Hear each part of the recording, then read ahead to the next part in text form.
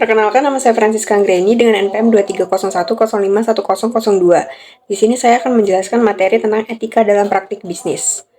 Pengertian etika dalam berbisnis adalah sebuah konsep yang sangat penting untuk diterapkan oleh individu ataupun perusahaan dalam menjalankan suatu bisnis. Ada beberapa tujuan etika bisnis yang penting untuk perkembangan perusahaan. Di antaranya, meningkatkan kesadaran moral bagi para karyawan dan menerapkannya sebagai nilai serta sikap dalam keseharian. Hal ini mengurangi kemungkinan adanya perselisihan antar karyawan. Kemudian menerapkan batasan bagi para pelaku bisnis untuk menghindari kecurangan dan perilaku yang tidak baik. Kemudian meningkatkan relasi yang baik dengan para stakeholder. Dan yang terakhir, menciptakan sebuah ekosistem bisnis yang adil dan sesuai dengan hukum. Adapun sejumlah manfaat etika bisnis yaitu sebagai berikut. Yang pertama, mendapatkan reputasi baik. Perusahaan akan memperoleh laba maksimal sebagai hasil karena reputasi perusahaan yang baik. Di mata publik, konsumen akan lebih memilih barang atau jasa dari perusahaan tersebut dibanding brand lain. Yang kedua, memperhatikan kepentingan bersama. Etika dalam berbisnis dijadikan pedoman untuk mengubah pola pikir karyawan bahwa kita seharusnya mendahulukan kepentingan bersama dibanding kepentingan pribadi. Dan yang ketiga, menjunjung tinggi nilai moral. Dengan dilaksanakannya etika bisnis pada seluruh pihak internal perusahaan, maka akan tercipta perilaku yang menjunjung tinggi nilai moral yang menyebabkan terjalinnya hubungan baik antar karyawan dalam perusahaan. Selanjutnya, prinsip-prinsip etika dalam praktik bisnis.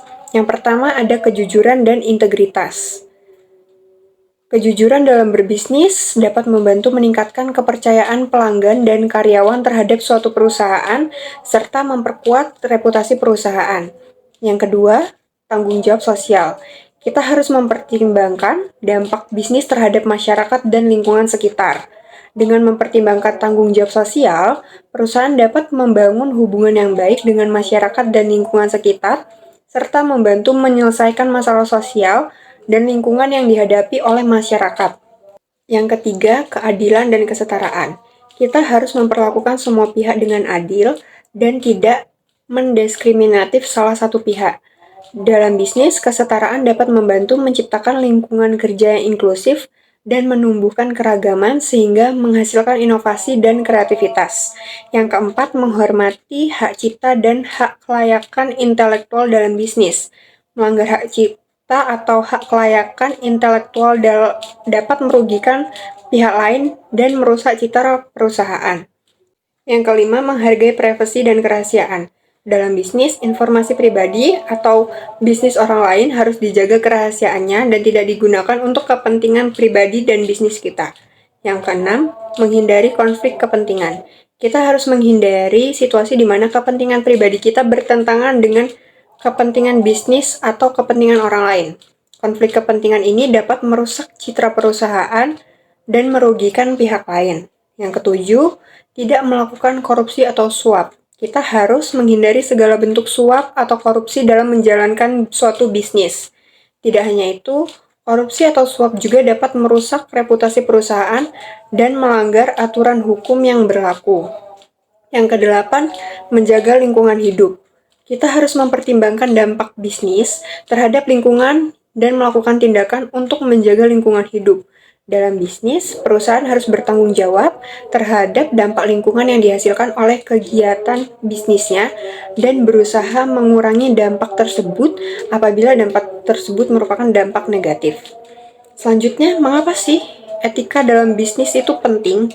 Karena menciptakan suasana yang profesional, saling menghormati, dan meningkatkan komunikasi yang membantu kantor berfungsi sebagai tempat yang produktif.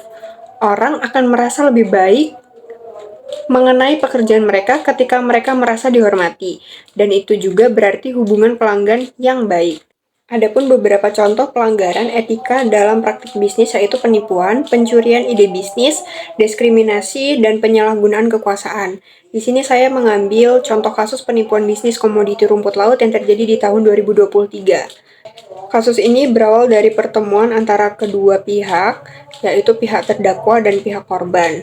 Saat itu, pihak terdakwa menawarkan kerjasama bisnis di bidang komoditi rumput laut, dan korban pun menyetujui dan mulai membayarkan uang tunai sebesar 4.796 juta rupiah sebagai modal usaha tersebut. Uang itu dibayarkan bertahap secara tunai dan transfer rekening ke bank. Namun, muncul beberapa kecurigaan dari pihak korban, dan kecurigaan itu mulai terbukti ketika pihak korban tidak dapat mencairkan cek tersebut.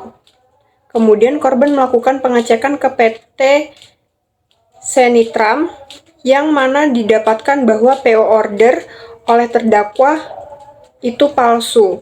Kasus di atas merupakan contoh dari penipuan. Penipuan adalah tindakan yang dilakukan dengan sengaja untuk menipu orang lain dalam rangka memperoleh keuntungan bagi diri sendiri. Hal ini melanggar nilai-nilai bisnis seperti kejujuran, integritas, dan dapat merusak reputasi sebuah usaha.